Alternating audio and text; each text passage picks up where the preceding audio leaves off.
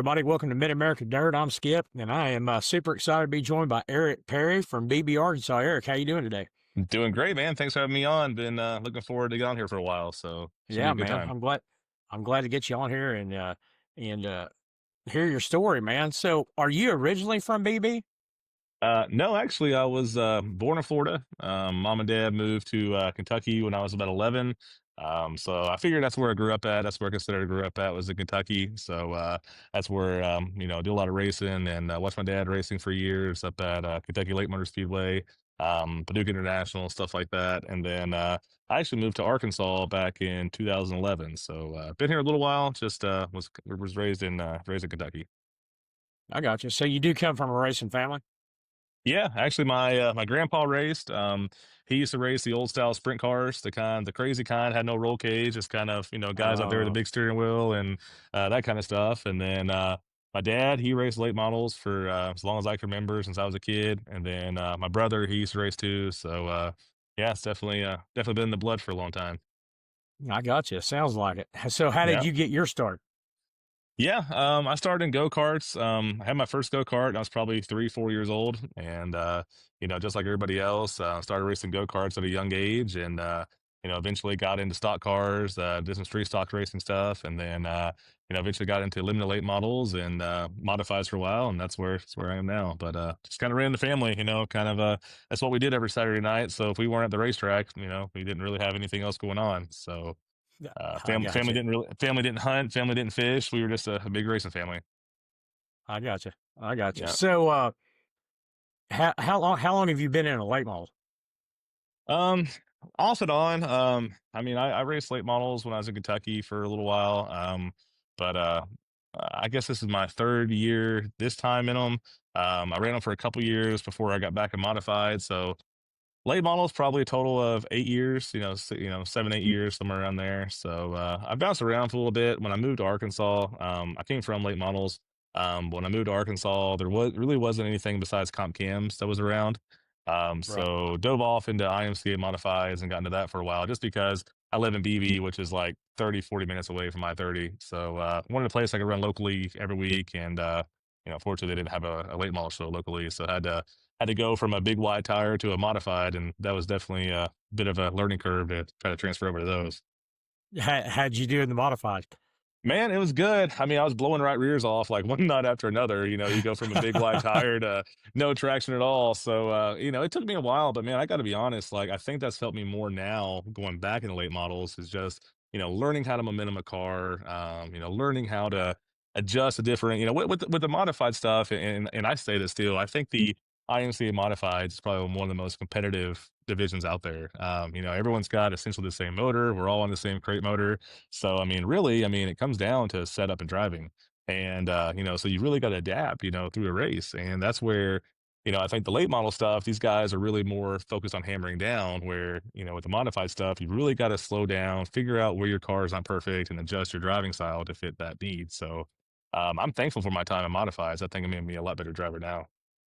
I got you. Now, do Yeah. you still have a modified, or are you just late model only now? Yeah, just late model only. I can't afford more than one at a time. So I got you. yeah, if I if I, got if you. I could, I would. Like I said, right now it's actually Boone week, so all my old buddies are posting pictures of Boone, and we used to go up there every year. So I mean, it's tough to sit back at home and watch those guys having fun up there because that is one heck of a show Yeah. up there. Hmm. Yeah, I got you. I've seen some of the posts from up there. It looks like it's going to be something else. So, Yeah, it's crazy. Yeah, that's a fun weekend for sure. Fun week for sure. yeah. All right. So right now, what are you running right now? Kind of chassis and motors have you got Yeah, going on? so I'm running a GRT chassis out of GRT, Wesley Wise, and those guys. It's honestly the best race car I've ever driven. Like, it's I don't know how more of these cars are on a bigger level, but I mean, man, this is one of the best handling, best cars I've ever had. Wesley and those guys do a great job. I mean, I tell guys, I'm like, I'm almost completely on a GRT stock baseline setup. What those guys recommend is almost exactly what we're on, and we're out here winning races on it. So those guys are great. Love those guys to death. They've been nothing but good help to us. And then engine, my friend Ricky Wilhite, he owns BB Cylinder Heads here in town. I know he does a lot of head work for like KMS and those guys. But Ricky built my engine over the wintertime. So Yeah, it's been a pretty good combination so far this year. So it's Y- been good so Yeah, I far. mean, yeah, you've been doing pretty good too, right? At $2 pistol, it's been going pretty good for you. Yeah, we got our seventh win of the season this past weekend at the Ridge. Unfortunately, Friday night we had a flat tire for the big show and put us 15th in the feature, and that place is just it was too slick and too compact to try to go anywhere. So rode around there for a while, didn't really go anywhere, but yeah, we came back the next night, and man, I looked at lap times from the first night versus our night, and we were like 2 tenths faster than everybody was the first night. The track was about the same, so it's one of those things where it's like you're glad to win, but it's like the night before paid 2 grand and I got 500 bucks for winning. So it's like, God, definitely I gotcha. bittersweet. I gotcha. Now, Yeah. you race mainly at $2, right? And it's going pretty good for you there too. Yeah, Plummerville, $2. That's the closest track to us. It's about 50 minutes away from me. So it definitely makes the ride home a lot better when you're coming home. But they've came a long ways at that place. I know a lot of people kind of, are iffy, it seems like nowadays, but man, that place has been really good for us and the track's always in great condition. I really have no complaints whatsoever when it comes to that track. So I know they're trying out there. They got some folks who are, kind of newer to the racing world, trying to figure out how to run the track and everything. And we've done a lot to help them. We've tried to we put on things like the water balloon event. We kind of coordinated that for them. We did the bicycle race, kind of coordinated that. So, I mean, I just want to see dirt track racing thrive. I mean, I like the people at $2, and that's great, but it's really not even anything to do with them. I just don't want to see another dirt track, run the ground and close down. So, Absolutely. anything I can done. I've been around this stuff my whole life, and the last thing I want to do is see a track get bashed on or a track fail. I'll do everything I can to try to make that work if I can. I got you. Now, you're in the points league there, right? Yeah, yeah, I think I saw today we're like 68 points ahead. So I think as long as we show up, we should be able to wrap that thing up. I mean, they're supposed to have a really good points fund. I know at the beginning of the year, I think they said they have like a $10,000 points fund for all the classes. So I mean, even getting a little piece of that would be nice. So it definitely helps Yeah. in the wintertime when we got to rebuild everything and rebuild motors and all that kind of stuff. But Oh, yeah. every little bit helps during that time. Now, so for people that don't know, I mean, how kind of give us an idea. It's super expensive to take care of that stuff, isn't it? I mean, there's nothing cheap about it, is there? Yeah, I mean, yeah, I mean, it's one of those things where I mean, honestly, like modified guys are probably spending as much as money as we are as a limited late model series, and I think that's where a big misconception is. I mean, for me, my love was always late models. I grew up watching my dad run late models. I mean, to me, there's nothing cooler than watching a late model rip around the top somewhere. That's the epitome of cool to me. So, and modifieds are Absolutely. cool too. I mean, I really enjoy them too, but I think a lot of people think there's a big cost difference in limited late models versus, modified class. Now, of course, you get to supers, you get to wide bore engines. Yeah, stuff gets pretty ridiculous pretty quick. But for what we're doing, I mean, there's guys out here in crate motors. I mean, Chandler Petty is one of the best in the business, and he goes out there in a crate motor and whoops our butt anytime he shows up, pretty much. So, I mean, I understand the initial cost. Yeah, you might see some differences there, but I mean, they're paying $45,000 now for a roller modified, which I didn't pay near Yeah. that for my car. So, yeah, the cost has got that. I mean, I think that's part of the big downfall of the sport is cost has gotten ridiculous. It's gotten so insane. Tires, for example, tires, they're $250 a piece now, $240 a piece. So, I mean, every night we go out there, we're sitting on $1,000 in tires just to get out there on the racetrack. So, On a good night, how long does that set of tires last you? Or yeah, if everything's going good. yeah, the Hoosiers don't seem to last as long. Of course, the 1350s are fading out. But like the twos and stuff, the three twos and threes and the Hoosiers, they don't seem to wear near as good as the American racers do. I can usually get about 2 races with a Hoosier where I have some American racers, even right rears, I have 4 or 5 races with. So I mean, we're trying our best not to spin tires and we're trying not to abuse tires out there. But yeah, I mean, it seems like the American racers, they probably have about the same grip. I haven't seen a whole lot of difference as far as grip goes. But the American racers, it's just something about that tire. They don't blister. They seem to wear a lot better than the Hoosiers do.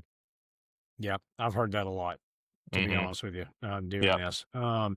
And also something else I've heard too, somebody else talked about was the modified deal where they are spending as much money um, Yeah. as some late model folks. And Yeah, I mean, You know, if you get a top of the line IMCA car like a Lethal or a Harris or something like that, you're gonna spend, like I said, 45,000 dollars on a new rolling chassis. And like I said, if I'm gonna spend that kind of money, I'd rather have a steel block late model. And you know, it's just all what you like. Like I said, this time of year, right now, this week, I wish I had a modified sitting here because I'd be up in Iowa at Boone. So it's I gotcha. it's pros and cons to each one, I guess.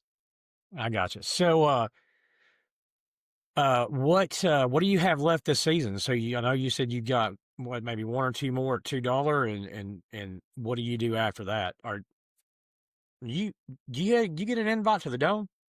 Yeah, so we're waiting to reply on that. We haven't decided, made our mind up on that yet. So we're trying to talking to our guys and trying to figure things out. You just tear up so much crap up there.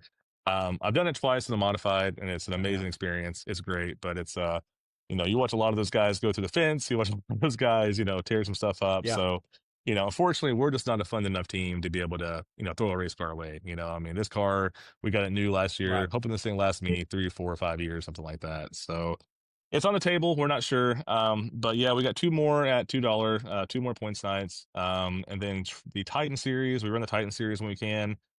They have a race at Tri-State coming up. I think it's the toward Okay, the end of September. Yep. And then we're gonna try to go to the Spookers. The Spookers a comp cam race over there at Tri-State, so we're gonna try to hit that one too.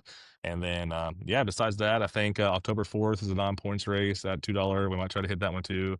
But I mean, yeah, the Spooker should do probably the end of the year for us. And like I said, if we get a wild hair and decide to accept that invite to Gateway, I think we have like 3 days left. We'll figure that one out. okay. Yeah, that'd be Yeah. super cool, man. I I've been up there one time. It was freaking awesome. Oh yeah, it's And the amazing. speaker thing, you're talking about it. I heard it's not a comp cam sanction race anymore. Oh, is it I not? found that out this weekend. No, I found that Okay. out this last weekend, Okay. at Springfield. That apparently it is not a Hmm. sanctioned race, is what I heard. So somebody may watch this and be like, "Oh yeah, it still is," but that was the word on the street, that that is a Okay. non-sanctioned. So I Yeah. didn't know that Yeah. either until this weekend. Yeah. Yeah, I mean, we don't do comp cam stuff much. We did the bad boy out at Batesville and ran pretty decent there. But so for us, it doesn't really matter if it's sanctioned or not. Right. The spooker's a spooker. It's just a cool race to do. Yeah, that's what I hear, man. I heard there's like 400 something cars there last year. Yeah, it's a ton of cars, and it's a 3 day show total. Last I looked, unless they change the schedule since comp cams aren't doing it, is late models are Friday and Saturday. I think Wednesday's a practice, and Thursday they have like the USA or RA modifieds or whatever it was there. So something I'm probably wrong on that too, but I know modifieds are like Thursday night or Wednesday or Thursday night, and we were Friday and Saturday. Okay. So that's a cool place. That's a really fun place to race. Yeah, man, I went to Springfield Sunday night and Hmm. there were 225 cars there. Wow. Yeah. Yeah, Yeah. that was a bunch of cars. So I mean, Yeah. oh, it took a Yeah. while. Yeah, It took a while. I've ran there twice, and it's a neat place. The place has all kinds of banking, and it's Yeah. fast for the size of it. So it's a cool place to race. Yeah, it's fun to watch races there. But I mean, Crawford County Mhm. was awesome too. Or not Crawford County, Crowley's Ridge. I was Charlie's just Ridge. I was amazed by how awesome Yeah. that experience was. Yeah, I that's mean, what I for tell real. it everybody who hasn't been. The Ridge is just it's a special place. I mean, it doesn't pay the greatest for late models. It's but man, it is probably one of my favorite places to race ever. I mean, Trent and those guys do such a great job of that place. I mean, the racetrack surface is always great. And the big thing is the fans. Yeah. We talked a little bit on the phone about how, dirt track racing needs those heroes again. And I feel like up there, you kind of have that. So like I brought stickers up to kids and all this kind of stuff. And one time I was up there, I told all these kids they were like racing, in front of the gate, in front of the fence and everything. And I told them, I was like, hey guys, I was like, they were like, hey, what car do you race? I was like, oh, I'm a 22 late model. They're like, oh yeah, we like your car. And I was like, I'll tell you what, guys. I was like, if I win the race, I was like, I'll try to let them come down and let you guys get your picture made with me. And man, I won that night, and I totally forgot about it. And I went down to Victory Lane, and there was 30 kids like up lined up against a fence. I was like, oh crap, I totally forgot about that. So I told the That's official, awesome, man. I was like, man, I promised these kids that, I'll let them come down with their picture. Is there any way they let them down? He got on his radio, and about 2 seconds later, I saw the gate opened up, and here come all these kids running down. And That's so freaking awesome, man. oh man, it's so cool. So ever since then, like when we show up, all these little kids are like, hey 22, hey 22. So man, that's what it's all about, I mean, I remember Yeah, being a kid and, like, that's what I think, like, has been lost so much in dirt track racing, like, we gotta get that back somehow, it's gotta be about getting the next generation ready and, and making us bigger than making the drivers bigger than what they are, making them the local heroes. So, I think that's yeah. everything. 100% agree with you on that. And it Yeah. was you told me to go down there and check that place out, and man, you Yeah. were right. It Yeah. is, it's neat, no doubt about it. It's like going back in time 40 years, It's like, Yeah, old yeah, school feel, but what a cool place. What a cool place. yeah. The pill draw for the feature, that's a new one on me, though. I've not Yeah. seen that anywhere before. Yeah, it's one of those things where it can either be a really good night or a really bad night from pill draw. So yeah, for folks that don't know, you pill draw there for your heat race, and then you also pill draw for your feature. So it doesn't matter what your How do you results are in the heat. Mhm. how do you feel as a driver about how do drivers feel about that? I mean, I can understand the pill draw qualifying. I know a lot of guys that like that, Right. Right. to do that, but for the feature, how do you feel Yeah, about if I draw 1 through 5, I love it. No, it? if I draw deep, I'm like, oh God, why do we do it this way? But Yeah, I think it's Trent's way to keep it interesting, because here's the difference between Crawley's Ridge and I think a lot of tracks nowadays. Crawley's Ridge survives off of the fans. They have enough people yeah, there. Trent wants to put on a good show for the fans. I mean, that's what I believe. I mean, I think that Trent wants to put on a good show for the people and the fans. He wants to make a good show for those people who paid money to come out there. And the drivers, I mean, we're not that we're secondary, but it's like he would rather put on a good show for them than to worry about, us whining and crying because we're doing a peel draw for the feature.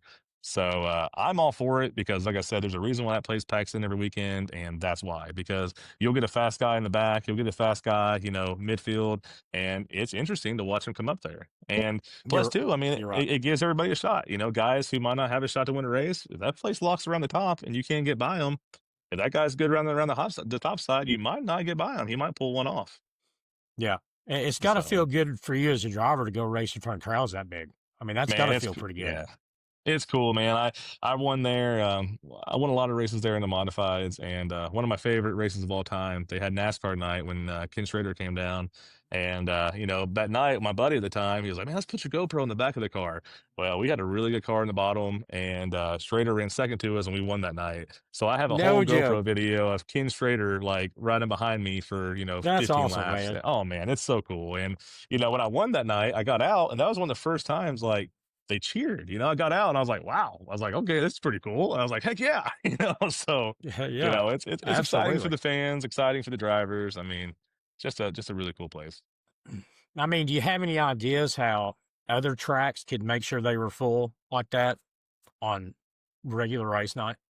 Man, I think a lot of it has to do with, like I said, we gotta they gotta focus on the fan experience and not you gotta take care of your drivers. I'm not saying that, but you gotta focus on the fan experience and making that special. And like we talked about a little bit, I mean, if you look back 20 years ago, you look at I-30 Speedway, you had local heroes, you had Randy Weaver, you had Finley's, you had the guys who were known to be the top dogs there, and fans came out to watch them compete. Fans came out to see those top guys go against each other. Well, now I just feel like it's not talked up as much. Like the fans don't know who these drivers are. The fans don't know Right. who's behind the wheel of these cars. They don't have So anybody to connect to. that's it, man. So I don't know if it's as simple as, getting drivers to do like driver intros, do autograph sessions. Cause I'm telling you, if you're an 8-year-old kid and you see a driver sitting there in a driver's suit, you don't know if he's going back to work the next, Monday morning or if he's going Right. to, be part of NASCAR Monday morning. These kids don't know. And that's what I mean by you got to create heroes again. You got to create it to where there's heroes in the sport that people show up every weekend to watch them race. I mean, I remember as a kid, we grew up around East Bay Raceway, and it was the Knobs Fishes and the Alexanders. Those guys went toe to toe every weekend, and that's what people showed up for. They wanted to see who was going to edge the other one out that weekend. So, Yeah. I don't know how you get that back. I think it's just fan engagement. I think it's just focusing on kind of like the Ridge does, focus on the spectator aspect, and go from there. I mean, I think that's where you have to get it back to. Yeah. Yeah, I think you're So right. I mean, the fans need somebody to connect to. I mean, you right. got to have somebody to root for. Yeah. You know what I mean? Yeah. And For whether sure. I don't know, you may be the same way, but growing up, I'm still this way. I'm a sucker for a good looking car, Oh yeah. and I've told people that before. It could be a complete, a hole driving that car, Yeah. but if it's a good looking car, I don't know him. I mean, I might root for him. You know what I mean? Yeah. There's that too, and knowing who they are. I'm still a Billy Warrior's still my favorite driver. I mean, I Oh grew yeah. up watching that dude when I was a kid. Yeah. Yeah. I mean Yeah. that'll never change. Well, I think we've all been to a race, a dirt track somewhere to where you show up, you know nobody. That's not near as fun as showing up at your local track where you know everybody. I mean, when you Yeah, show up and you know the guys, you know who they are. So I think you got to take that experience to the next level and let these kids and let these fans know your drivers on a more personal level. Like stuff like this, I think this needs to happen all over the place. Like I yeah, remember as a kid growing up around Kentucky, they had a local radio show, so AM radio show, maybe an FM. It was just a little small radio show, and every week they would talk about the race that week, and they would get people involved in it. And it's just that doesn't happen anymore. And I don't know how to get that yeah. back. I think what you're doing here is amazing. I think it's great. It's the only way to start getting that back. So I appreciate that. You can't have enough people yeah, talking about dirt track racing. I mean, there that's needs it. to be way more people doing it. That's right. That's right. So Yeah, and I mean, I got tired of not hearing from local drivers. I mean, I wanted mhm, to hear from 'em. I want to hear what they had to say, and make a right. spot where I could basically for myself is to go back and looking through what they had to say, but other Yeah. people could too. So Yeah, I I mean, think the trend nowadays, I think the national level stuff is doing great. Like, with flow racing and everything else. I mean, we were just talking. I mean, we were both on flow racing watching Eldora. So I yeah, mean, I think on national terms, it's helped those guys out a ton. But I think flow racing and that kind of stuff has also really hindered local racetracks, because, for example, the top was this year. I mean, it was hot. I had stuff to do. I was busy. I was going to go out there and watch it. And then I got busy and I was like, oh, it's okay. I'll just go watch it on flow. Well, I mean, when you do that, now the racetrack has lost another person. They lost hot dog sales that day. They lost entry fees that yeah, day. So, I mean, I see the perks to it, but I'm not a promoter or a racetrack owner, so I don't understand. I mean, I'm just a dumb old driver doing this stuff on Saturday night. So, but where I'm sitting, it seems like on a business model, probably want those guys in the stands, I would think. yeah. I mean, that it's getting like the national stuff. It's like NASCAR. It's not helping local dirt tracks. And I I agree. heard one of the announcers kind of make a smart comment about, oh, look, how many people were at the World 100. Look how streaming's killing racing. Right. Well, you're at the biggest race there is. Right. I mean, of course, Right. it's not going to hurt that. Yeah, Exactly. go go to Crawford County or Tri-State or Yeah. $2 or somewhere on Yeah. anywhere around here on weekly race night and see how the stands are. Yeah, and that's what I mean by like I feel like it's helping the national level stuff great. But I really wonder what it's doing to the local level stuff. Yeah, What's it doing to that racetrack when those guys leave? I mean, and this is what I've kind of tried to help the guys at $2 and stuff. I mean, when you have events go on, say so, they came out to watch an event, the world, the topless 100, whatever it is. Say of those guys had never been to a dirt track before, they just heard the hype. Say 10% of those guys love it and they're like, oh, we're going to come back next weekend. Well, if they watch it on TV, they can't really do that.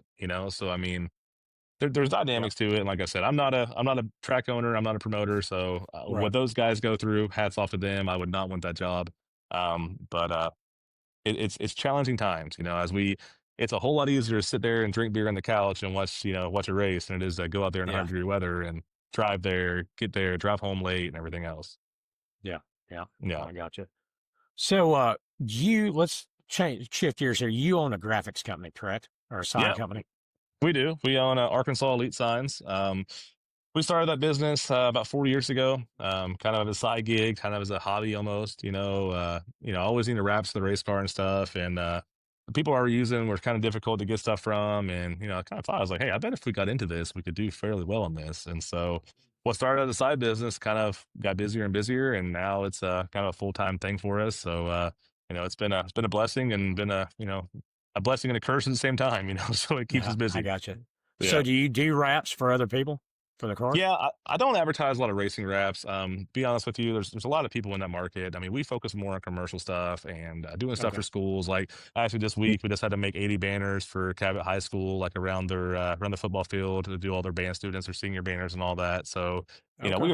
we're so busy. We got big companies we work with, even their semi trucks or trash trucks, that kind of stuff. So Nice. um, Okay. yeah, it's one of those things where like race cars are great. We've done a few here and there, but it's just our focus is more the commercial stuff and, schools and bigger projects like that.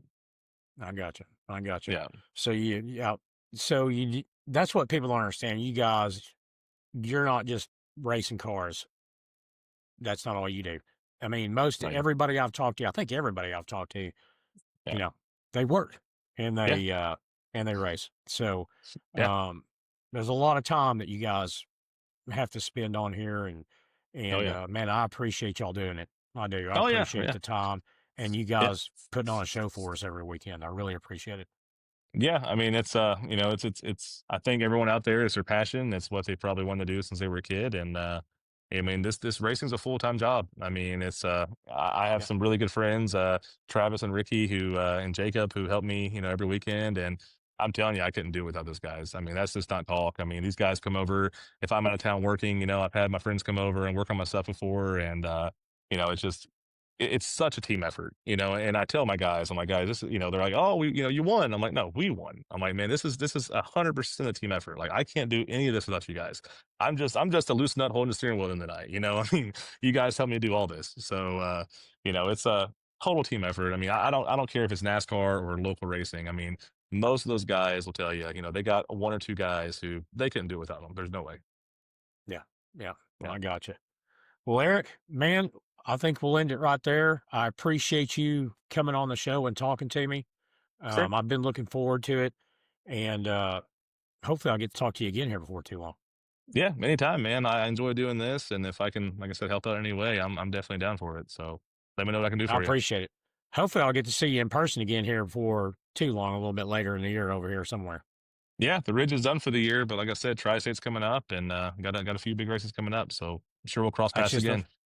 just a little bit south of me, so I'm Not definitely too going to try bad. to get to that. Yeah. Oh yeah, All right. yeah, we'll be there. Thanks, Eric. Appreciate it. Thanks, you guys.